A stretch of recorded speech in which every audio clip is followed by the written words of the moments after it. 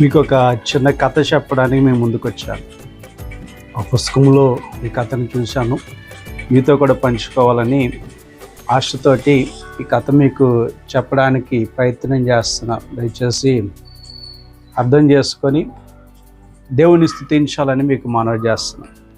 ఒకరోజు ఒక పన్ను కట్టించుకునే ఆయన వారి గృహాన్ని ఒక వ్యక్తి ఇంటికి వచ్చారు.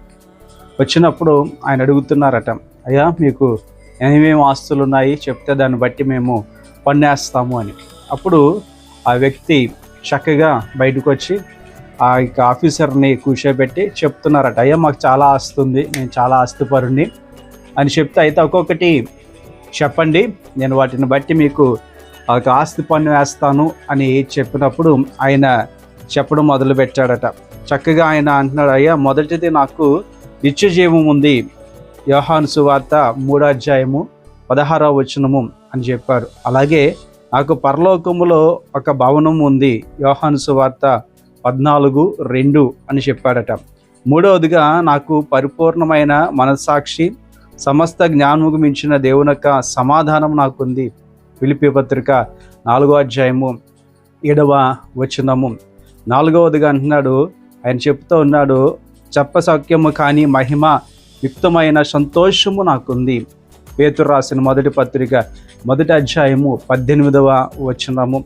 అలాగే ఐదవదిగా అంటున్నాడు, శాశ్వత కాలముగా నేను ప్రేమించబడుతున్నాను, ప్రేమ నాకుంది, కొరింథీయులకు రాసిన మొదటి పత్రిక 13:8 ఆయన జ్ఞాపకం చేశాడు. అలాగే ఇది కూడా మనము జ్ఞాపకం చేసుకోవాలి. ఆయన అంటున్నాడు, ఆరవదిగా గుణవతి అయిన భార్య నాకుంది, సామెతలు 31:10.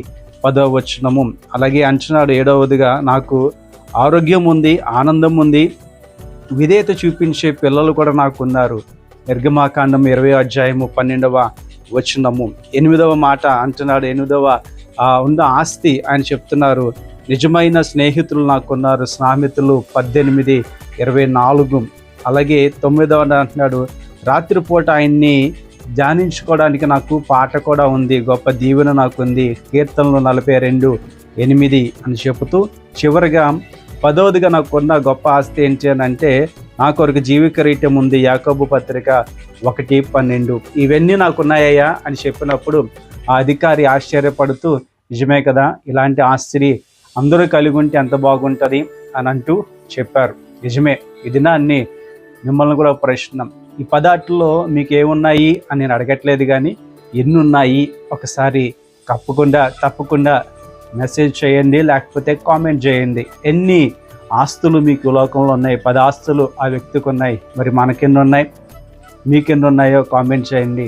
మరొక మంచి విషయంతో మరొక దినాన్ని మళ్ళా మన